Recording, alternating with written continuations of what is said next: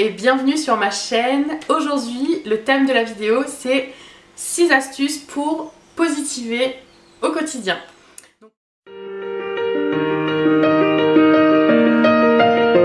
Donc, première astuce, auto-évalue-toi. Donc, qu'est-ce que j'entends par s'auto-évaluer? Il va falloir que tu fasses le point sur les choses positives de ta vie. Donc, tu vas prendre une feuille et un stylo et tu vas lister toutes tes qualités et tes compétences dans tous les domaines qui existent et tu vas évaluer le chemin que tu as parcouru jusqu'à aujourd'hui.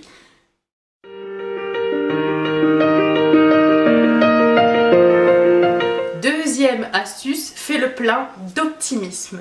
Sème des petites phrases positives partout dans ta maison, des phrases d'espoir, des phrases de bienveillance, tout ce que tu veux, dans des petites boîtes, dans des bocaux, partout où tu iras, dans ta salle de bain, dans ta cuisine, dans ton salon, dans ta chambre, pour te motiver et rester positif toute la journée.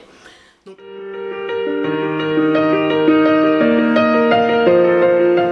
troisième astuce, pense positivement.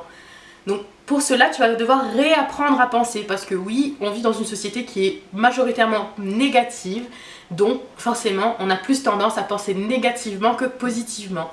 Donc il va falloir que tu réapprennes à penser dans le sens où tu vas devoir prendre le recul sur tes pensées et chasser les pensées négatives. Donc à chaque fois que tu vas penser quelque chose, tu vas prendre du recul sur ce que tu viens de penser et tu vas te dire est-ce que c'est une pensée négative ou est-ce que c'est une pensée positive? Et tu vas te dire est-ce que j'ai besoin de penser ça? Et tu vas te dire, bon, si je n'ai pas besoin de penser ça, il va falloir que je le filtre et que je contrebalance avec une pensée positive. Si par exemple tu traverses une période difficile, concentre ton énergie sur les solutions plutôt que de te concentrer sur les problèmes. Par exemple, si tu veux faire quelque chose mais que tu n'as pas d'argent pour faire cette chose-là, tu vas pas te dire, oh j'aimerais trop faire ça mais j'ai pas d'argent pour faire ça. Dis plutôt, bon j'ai besoin de faire ça, j'ai envie de faire ça, comment je peux faire pour avoir de l'argent pour pouvoir faire ça?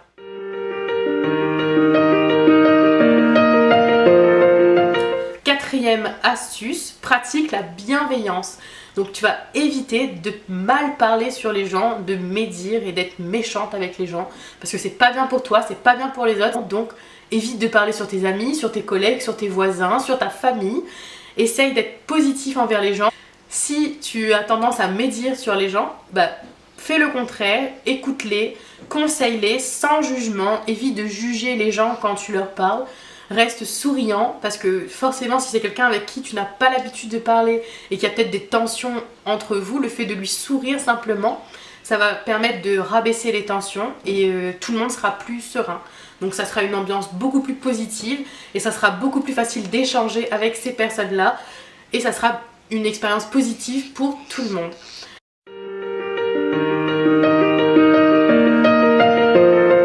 Donc cinquième conseil, segmente ta vie. Qu'est-ce que j'entends par segmenter sa vie? C'est de prendre l'habitude d'envisager chaque secteur de sa vie. Donc par exemple, un secteur, ça va être la vie amoureuse, la vie professionnelle, la vie personnelle, les finances, la santé, les enfants si tu en as, les loisirs, etc. Donc je suis sûre que dans au moins un de ces secteurs, tout va pour le mieux, même deux je suis sûre minimum, tout se passe pour le mieux. Donc concentre-toi sur ce qu'il y a de mieux dans ces secteurs et lorsque ça ne va pas dans l'un de ces secteurs, cible-le, ce secteur, et mets en place des solutions ciblées pour que ça aille mieux, tout simplement.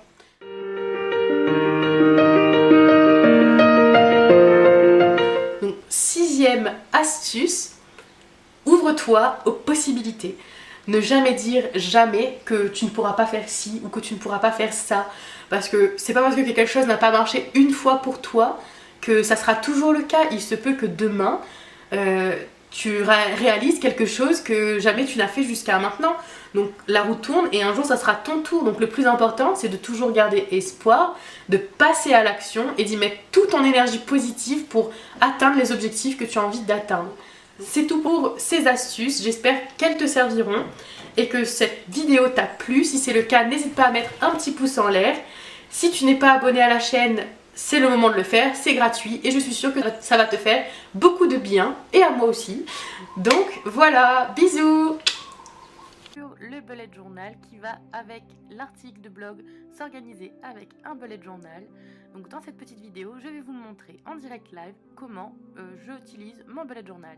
Donc en premier lieu, nous avons les clés pour s'y retrouver avec le code couleur et le code